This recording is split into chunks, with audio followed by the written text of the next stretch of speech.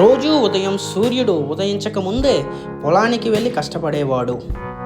సాయంత్రం చీకటి పడే వరకు ఆ పొలంలోనే ఉండేవాడు.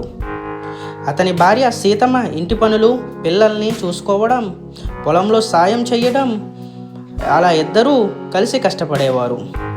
కానీ పంటలు పండేవి కావు.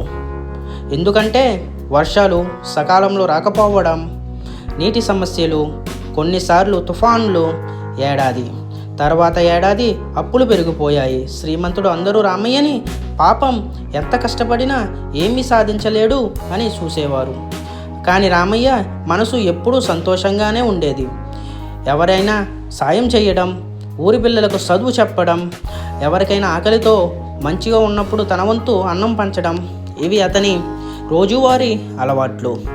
ఒక సంవత్సరం భయంకరమైన కరువు వచ్చింది. ఊరంతా బాధపడింది. రామయ్య పొలం కూలి ఎండిపోయింది. అప్పుడు తీర్చలేక ఆయన రామయ్య వాళ్ళకు హెచ్చరిక పంపారు. అయినా రామయ్య ధైర్యం వదలలేదు. రోజు ఉదయం దేవుని ముందు నిలబడి, స్వామి నాకు శక్తినివ్వు, నా మనస్సు మంచిగా ఉంచు, ఇతరులకు బాధపడకోకుండా చూడు అని ప్రార్థించేవాడు. ఒకరోజు సాయంత్రం పొలం నుండి తిరిగి వస్తుండగా దారిలో ఒక వృద్ధుడు అలసటతో కూర్చుని ఉన్నాడు. రామయ్య అతన్ని చూసి, అమ్మమ్మ ఎక్కడికి వెళ్తున్నావు? నీళ్లు తాగు అని తన దగ్గర ఉన్న చిన్న బాటిల్ నీళ్లు ఇచ్చాడు.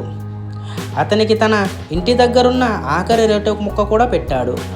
ఆ వృద్ధుడు చిరునవ్వుతో, నీ మంచి మనసు నన్ను కాపాడింది కొడుకా, నీకు ఒక వరం ఇస్తున్నాను అన్నాడు. అకస్మాత్తుగా ఆ వృద్ధుడు దేవుడి రూపంలో కనిపించాడు.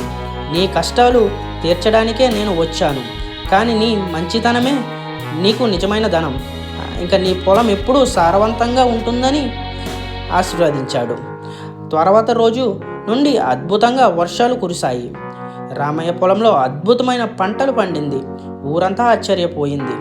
కానీ రామయ్య ఏమీ మారలేదు. అదే పాత రామయ్యలాగా ఎవరికైనా సాయం చేస్తూ మంచి మనసుతో జీవించాడు. నీతి: డబ్బు, ఆస్తి కంటే మంచి మనసే గొప్పదనం.